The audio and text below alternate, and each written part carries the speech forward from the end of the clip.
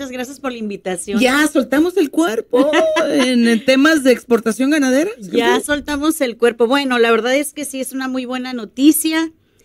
Sin embargo, hay que decirlo, del rezago que traemos ahorita es de más de 100,000 cabezas.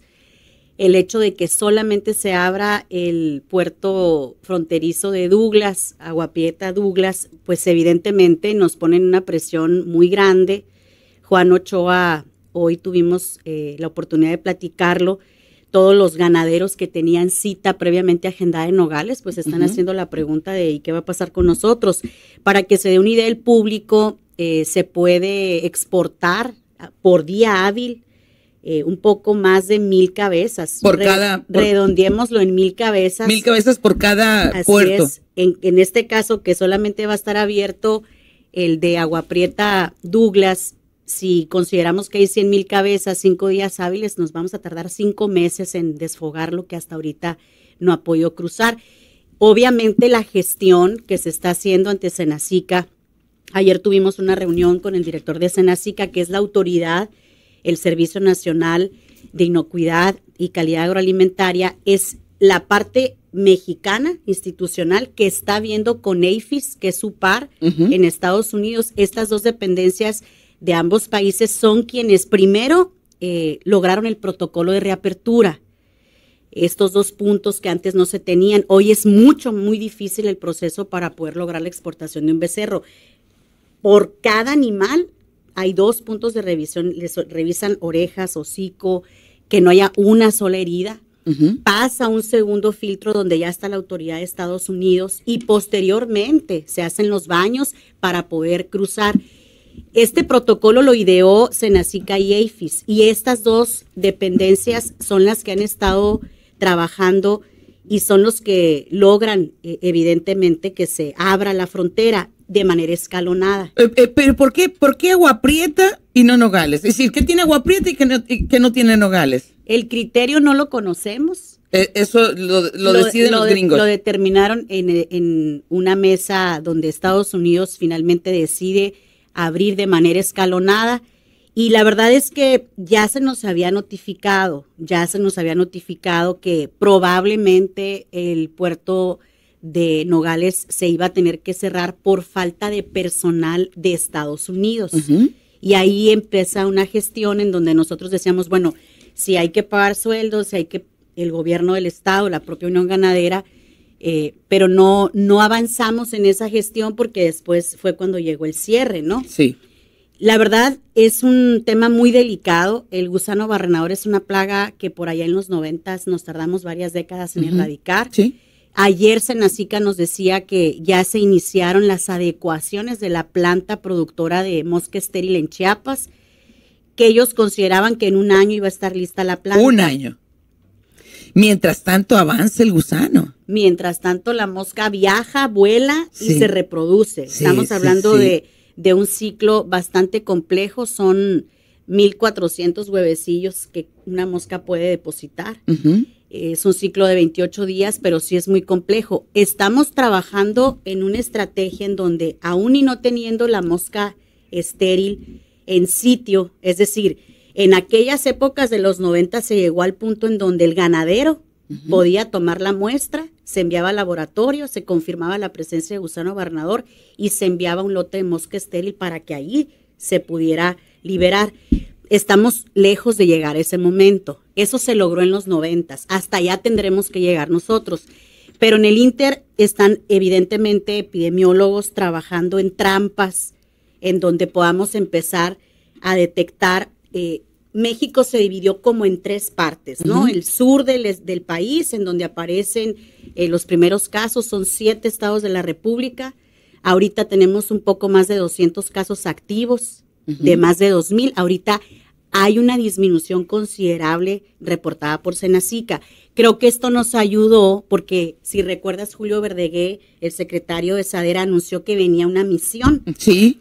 Termina esta misión de personal de Estados Unidos que hacen todo un recorrido por el sur del país, y la disminución de casos nos ayuda a que hoy podamos anunciar que el 7 de julio empieza otra vez la exportación. Por Agua Prieta. Por Agua Prieta únicamente. Y mientras tanto, ¿qué se hace con la frontera sur?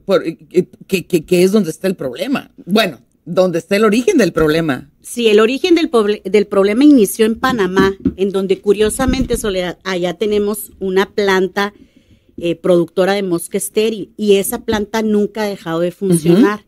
Estamos hablando de casi 2 años de la aparición de los primeros casos de gusano barrenador en Panamá. 2 años. Para darnos una idea de cómo avanzó desde Panamá hasta el sur de México en 2 años. Lo que significa pues que en los próximos 2 años, 3 años, 4 años, vamos a ver con evidentemente mucha preocupación, todos los epidemiólogos, los especialistas en temas de sanidad animal nos advierten de la capacidad que debemos de desarrollar entre nuestros ganaderos para poder atender las heridas de su ganado, para evitar que llegue el gusano barrenador a sus hatos ganaderos. Esto es algo que ya inició SADER con las capacitaciones. Hay alrededor de 50 personas entre los inspectores de Zagarpa, personal de SADER, del Centro de Inspección Pecuaria, de la propia Unión Ganadera, el Comité de Campaña. Son equipos de gente muy especializada que está capacitando a los ganaderos para poder lograr que ellos estén listos. Es decir, no podemos pensar que no va a llegar el gusano barrenador a nuestros hatos ganaderos. Pensarlo así es muy optimista, pero nos debemos de preparar.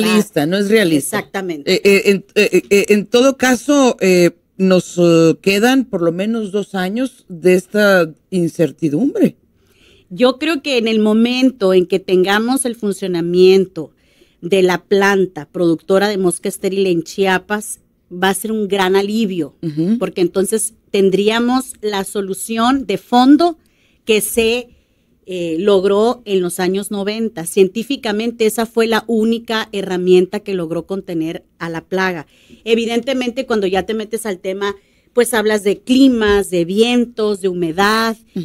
La mosca, por ejemplo, en los climas muy fríos no se reproduce.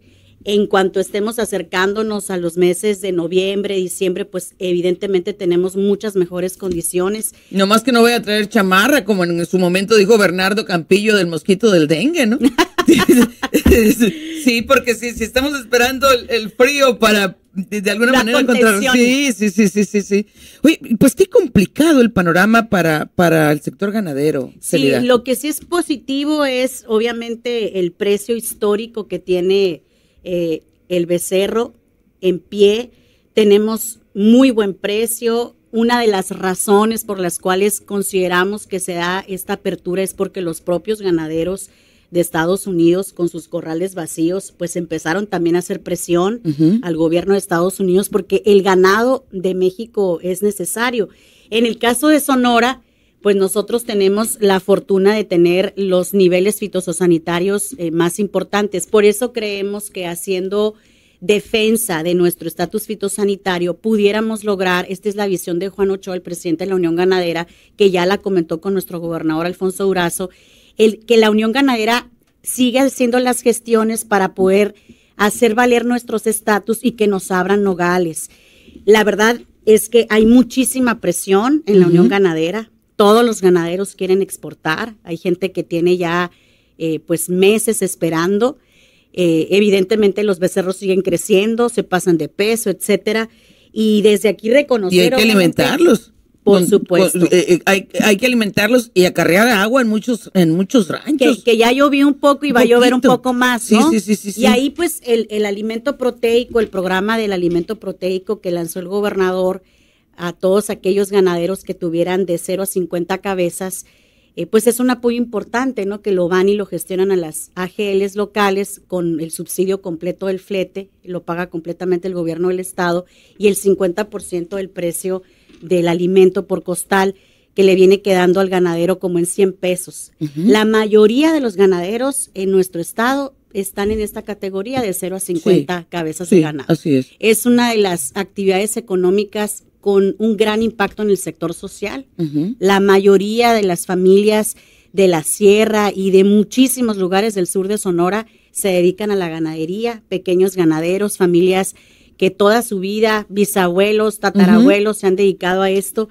Y yo creo que pues esta es la visión de la Unión Ganadera, lo hemos platicado, hay que darle oportunidad pues al pequeño ganadero a que pueda exportar, y esta es pues una de las grandes tareas que tendrá que hacer la Unión Ganadera, de darle agilidad. Es muy complejo, yo te invitaría a que un fin de semana nos vayamos a Agua Prieta para que veas los dos procesos, ¿no? Desde que llega el animal, los lotes, cómo son revisados primero por la autoridad mexicana y cómo después pasan al siguiente filtro, porque yo le decía ayer al director nacional de Senacica, hagamos valer el protocolo que tenemos. El protocolo está diseñado y se aplica con tanto rigor que podemos garantizar que ningún becerro que cruce por la frontera de Sonora va a cruzar con un riesgo de llevar gusanos. Ha sido famosa Sonora por ese nivel fitosanitario. Y este protocolo que se diseñó realmente es muy complicado, ¿no? Entonces yo creo que tenemos que tener esa capacidad, porque si llegara a avanzar del gusano barrenador al área buffer que le llaman, ¿no? En estos estados del centro del país en donde aún no hay presencia, pudiese ser que enfrentemos presiones de los ganaderos que están en el norte de Estados Unidos, porque el ganadero del norte de Estados Unidos presiona al gobierno de Estados Unidos, le dice, cierra la frontera sur. Sí. Pero evidentemente el ganadero del sur de Estados Unidos dice, permíteme, yo necesito el ganado de México. Y entonces, si avanza la plaga, pudiéramos estar en una condición en donde lo que nos puede hacer fuertes en estas negociaciones de las autoridades fitosanitarias es que el protocolo que se diseñó garantiza que ningún becerro va a cruzar con una herida y con el riesgo de tener gusano. Tengo muchos comentarios, me dicen por aquí, o sea que en el pasado sí se hicieron las cosas bien en materia de sanidad animal y en el actual gobierno federal se soltó el cuerpo. ¿Y qué pasó con los presupuestos federales para esos programas que eran muy importantes? Y Sonora hace algunos años se logró, inocuidad en materia de sanidad, tanto animal y vegetal. Bueno, la plaga, como su nombre lo dice, no obedece ni a ideologías políticas ni a gobiernos. En los años 90 se tardaron más de 20 años en erradicarlo. Desde los 90 no teníamos la aparición del gusano barrenador, y en el momento en que empieza, obviamente, a haber casos en Panamá, en Centroamérica, sí se han hecho muchos esfuerzos, y yo quiero resaltar el trabajo que ha hecho la Secretaría de SADER y Julio Verdegué y todo su equipo, porque de no estar haciendo el trabajo de contención, primero no tuviéramos una disminución de casos, que esto es importante decirlo, hay una disminución considerable de casos en el sur del país. Pero además de esto, acaba de venir una comisión que mandó la secretaria de Agricultura de Estados Unidos al sur de México para ver qué estábamos haciendo. Entonces, las condiciones de la trazabilidad del ganado, la supervisión que se va a tener en las engordas, en los corrales, es algo que se está haciendo no solamente en Sonora, sino que se está intensificando en todo el país. Híjole, pues pudiéramos seguir platicando mucho rato más. No sé si tengamos ya la pausa.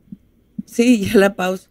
Bueno, ¿y de política qué? ¿No hablamos de política? No hablamos de política, no son tiempos de hablar de política. Pero hay Célida para rato. Siempre. Mientras tengamos salud, va a haber Célida para rato, claro que sí.